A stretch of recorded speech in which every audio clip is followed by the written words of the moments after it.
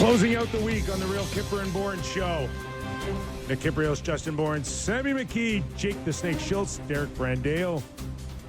As always, live on Sportsnet 590 The Fan, Sportsnet 650 in Vancouver, Sportsnet 960 in Calgary, Sportsnet Plus, and posted on Spotify, Apple Podcast, and YouTube if you can't catch us live. Doug McLean. It's Friday already. Did I get that right? Yes, quick week. Off the Rails Friday. Doug McLean once again coming in. Now, what was the deal? He was supposed to golf. He didn't golf. I woke up this morning and I texted him like probably around 7:30. He's like, called me. Oh, we're doing the call now. Okay. Oh boy.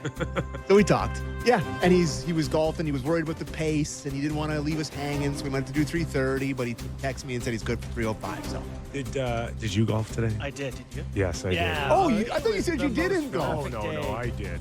Oh, I did. No, I canceled my tee time for today. So. Yes. 25-degree October day. Oh, It's really nice out there today. I was -2 after 2 holes. Oh no. And I'm thinking, I was 1 under after. This is the day. This So is you're the day. calling the front desk being like, what's the course record again? Yeah.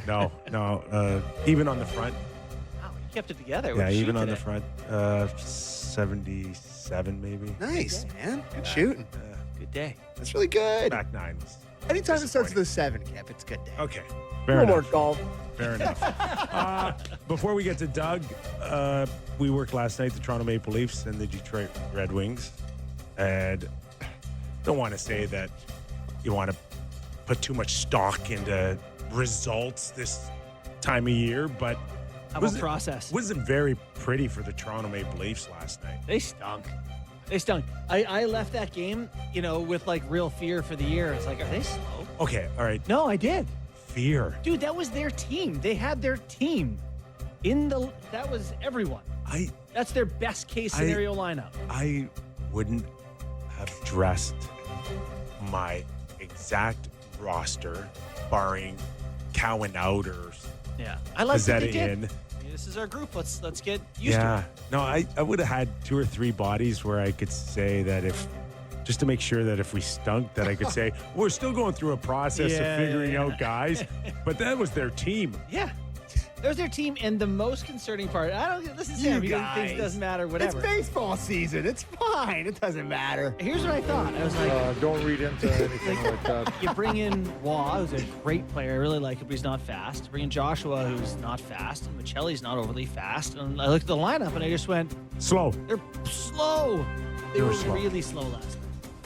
He's not, The only thing I kind of draw from previous camp is like Benoit, his first exhibition game that I watched him, I'm like, this guy cannot play, can't skate.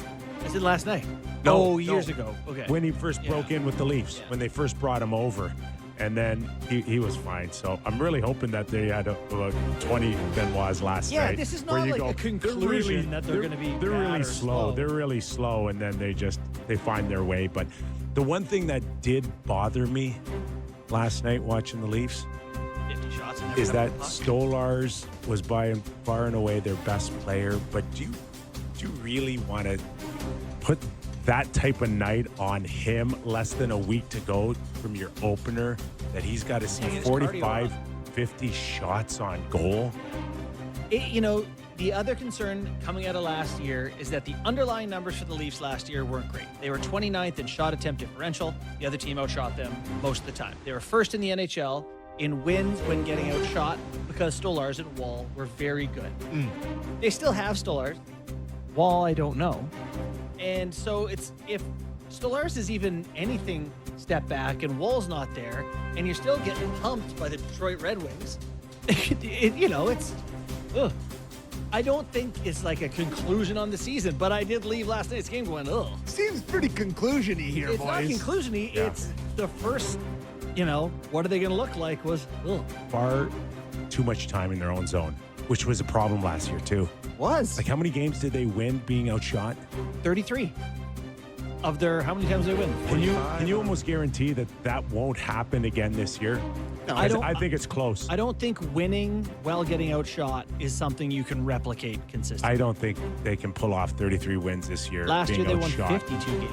Yeah, but- 33 of them were Yeah. while getting outshot.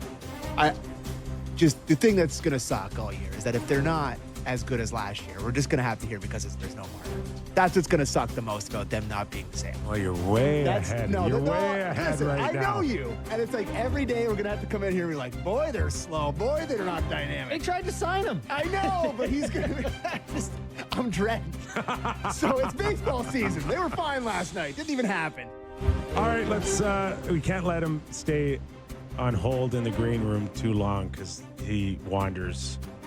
Doug McLean in for his Off the Rails Friday, former NHL president, GM, head coach. And he's here to tell us, JB, don't panic here. They're not that bad, the Toronto Maple Leafs, right, Mac? They were awful last night. I mean, it was Not you, too.